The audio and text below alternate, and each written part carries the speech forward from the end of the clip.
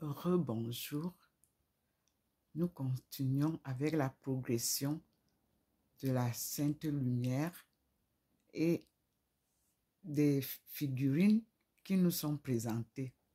Vous avez vu tout à l'heure différemment la manifestation du Seigneur. Vous avez une autre image que la première. Mais tout ça est accompagné par la grande lumière divine. Comme vous le voyez. En 10 minutes, nous avons un changement de lumière. Ici, je n'allume pas les bougies, je n'allume rien pour donner libre cours à la lumière divine. C'est elle qui fait tout ce que vous voyez. C'est elle qui se manifeste. Et je ne fais que suivre en filmant. Lorsqu'il y a des enseignements, je vous les transmets. Lorsqu'il n'y a que des images, je les prends aussi et je les filme et je vous les partage. Dieu nous parle. En cette fin de notre siècle 20 et le début de notre siècle 21, Dieu nous parle.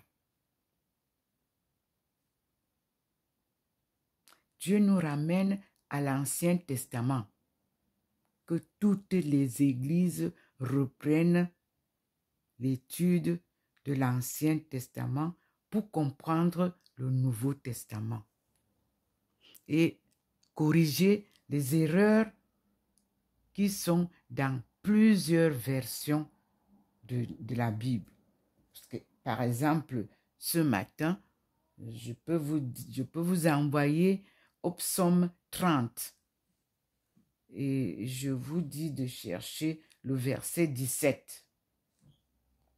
Vous verrez qu'il y a des Bibles qui s'arrêtent au verset 16, au verset 12, alors que c'est le verset 17 qui nous ramène à la Sainte Face. Par exemple, le livre en anglais, The Devotional Study Bible, doesn't have Psalm 30, verse 17. Also, Crampon, we have another Bible. La Sainte Bible Crampon. Simple. They do not have Psalm 30, verse 17. But the Holy Bible that was offered to me when I got married in Cameroon have all that the psalm talks about. So, let us see. Psalm 30. I will read in French because I don't have the English version. I have French version of the Catholic Bible, la Sainte Bible. So I read in French. Psaume 30.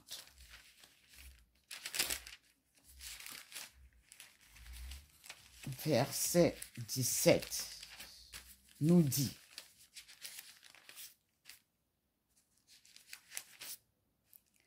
Fais resplendir ta face sur ton serviteur. Sauve-moi par ta miséricorde. Donc, ici, Le titre du psaume, c'est « Pressant appel dans la détresse ». Ici, c'est le psaume de David. En hébreu, c'est le psaume 31. Donc, on va voir, le psaume 31 dit quoi ici? Verset 17 nous dit « Illusion qu'un cheval en vue de la victoire, toute sa vigueur n'assure pas la délivrance. » Donc, ici, ce n'est pas le psaume, 31, excusez-moi, le psaume 31 s'arrête au psaume 11, excusez-moi. Donc, s'arrête au verset 11. C'est le bonheur du pardon. Donc, le psaume 30, c'est le pressant appel dans la détresse. Le monde est dans la détresse. Donc, c'est ce psaume-là que chacun pourrait lire tranquillement. Et je vais essayer de lire pour vous, selon la Bible catholique. Et j'avais eu ce psaume en 1995, lorsque Jésus m'a apparu. Il m'a enseigné 2 chansons et ce psaume, et je vous le lis. En toi, Seigneur, je me réfugie. Que mon espoir, je tourne pour que vous me voici, et je vais lire. En toi, Seigneur, je me réfugie, que mon espoir ne soit jamais déçu. Dans ta justice, délivre-moi. Prête-moi l'oreille, hâte-toi de me délivrer. Sois pour moi un rocher sauveur, une forteresse de salut. Oui, tu es pour moi ce roc, ce donjon, et pour la gloire de ton nom, tu es mon guide et mon soutien. Tu me feras échapper au piège tendu sous mes pieds. Tu es mon refuge. Je remets mon esprit entre tes mains. Tu me délivreras, Seigneur Dieu fidèle. Tu détestes ceux qui adorent de vaines idoles, mais moi, je m'en remets au Seigneur. Ta miséricorde me remplit de joie et d'allégresse, car tu as gardé ma misère. Et tu es venu calmer les angoisses de mon âme. Tu ne m'as pas livré aux mains de l'ennemi, mais tu as élargi la route sous mes pas. Prends pitié de moi, Seigneur, je suis dans la détresse. Mes yeux, mon âme et mes entrailles sont dévorés par le chagrin. Ma vie se consume dans l'affliction. Mes années s'épuisent dans les plaintes. Ma vie s'est effondrée dans la tristesse et mes os se dessèchent. Je suis devenu un objet d'outrage pour tous mes ennemis, de risée pour mes voisins, d'épouvante pour mes amis. Ceux qui m'aperçoivent dans la rue s'enfuient à mon approche. Je suis un oublié. J'ai perdu ma place dans le cœur. Comme un mort, je suis comme un vase hors d'usage. J'ai entendu les calomnies de la foule. Partout, c'est la terreur. On se concerte contre moi, on projette de m'ôter la vie. Mais moi, j'ai mis ma confiance en toi, Seigneur. Et je dis, tu es mon Dieu. Verset 15. Je reprends. Moi, j'ai mis ma confiance en toi, Seigneur. Et je dis, tu es mon Dieu. Verset 16. Ma destinée est entre tes mains. Arrache-moi des mains de mes ennemis et de mes persécuteurs. Fais resplendir ta face sur ton serviteur. Sauve-moi par la miséricorde. C'est le verset 17. Seigneur, que mon appel ne tourne pas à ma confusion, que soit noué, je reprends, verset 17, fais resplendir ta face sur ton serviteur, sauve-moi par ta miséricorde, Seigneur, que mon appel ne tourne pas à ma confusion, mais confonds les impies et réduis-les au silence. Du séjour des morts. Que soient nouées les lèvres menteuses qui parlent contre le juste avec insolence et mépris. Verset 20. Combien grande, Seigneur, est cette bonté que tu tiens en réserve pour ceux qui te craignent, que tu accordes sous les yeux des hommes, à ceux qui s'abritent en toi. Tu les protèges à l'abri de ta face, contre les complots des hommes. Tu les dissimules dans ta tente, à l'abri des langues médisantes.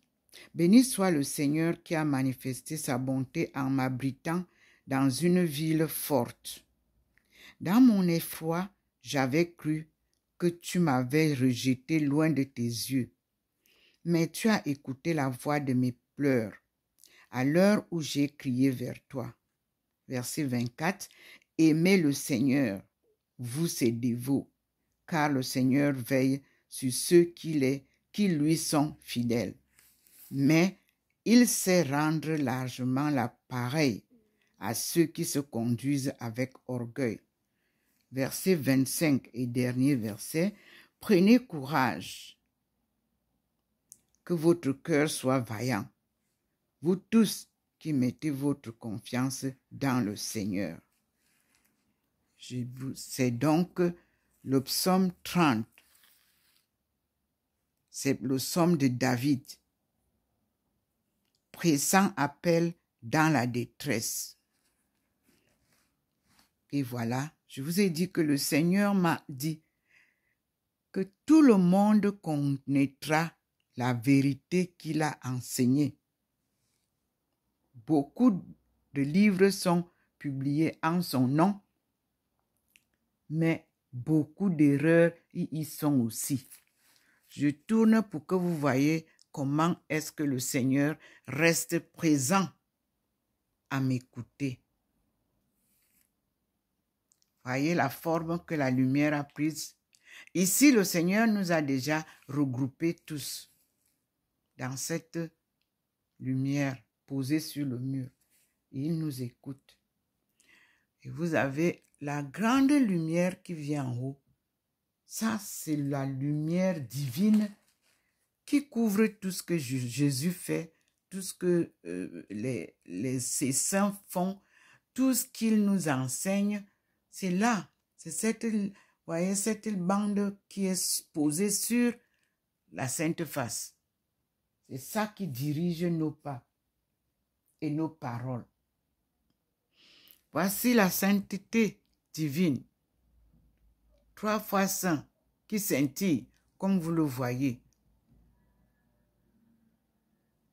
Dieu est une sainteté, 3 fois saint. Le Père, le Fils et le Saint-Esprit. Vous ne pouvez pas communiquer avec Dieu si vous n'avez pas cette sainteté. 3 personnes. C'est le Père qui dirige, c'est le Fils qui parle et c'est le Saint-Esprit qui nous instruit. Il se révèle en nous, il habite en nous.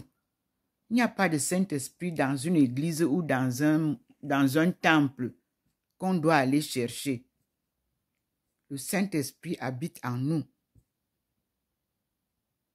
Cette petite voix qu'on a appelée conscience, c'est ça le Saint-Esprit.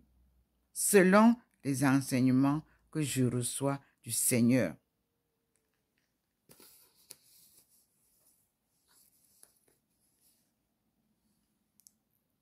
Vous voyez vous-même comment ça scintille là. Je suis assise ici, me voici ici.